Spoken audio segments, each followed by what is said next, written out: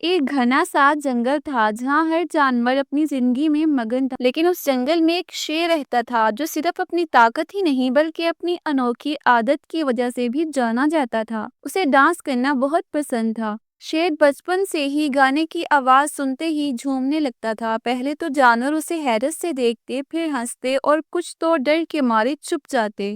شیر اور ڈانس، یہ کیسا مذاق تھا! لیکن شیر کو کسی کی پرواہ نہ تھی۔ وہ جب بھی ہوا میں خوشبودار پھولوں کی مہک آتی یا دریا کی لہروں کی آواز سنتا تو اس کے پیر خود بخود ڈانس کرنے لگتے۔ ایک دن جنگل میں میلہ منایا جا رہا تھا۔ سب جانور اپنا ہنر دکھانے کے لیے تیار تھے۔ بندر اپنی چھلانگیں دکھا رہا تھا، ہاتھی نے اپنی سونڈ سے پانی کا فوارہ بنایا اور خرگوش تیز دوڑ کے مقابلے میں جیت گیا۔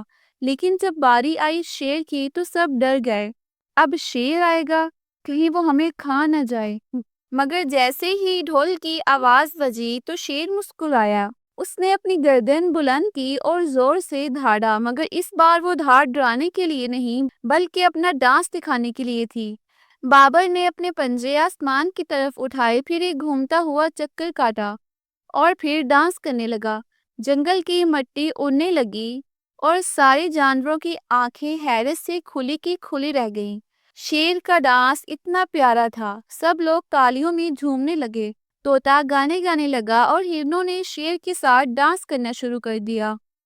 جنگل کی وہ رات یادگار بن گئی، ایک ایسی شام جب ایک بادشاہ نے ڈرا کے نہیں ناچ کر دل جیتا۔ اس دن کے بعد شیر صرف جنگل کا بادشاہ نہیں بلکہ ڈانس کا راجا بھی بن گیا۔ وہ جنگل کے بچوں کو بتاتا کہ طاقت صرف پنجوں میں نہیں، اپنے دل کی سننے میں بھی ہوتی ہے۔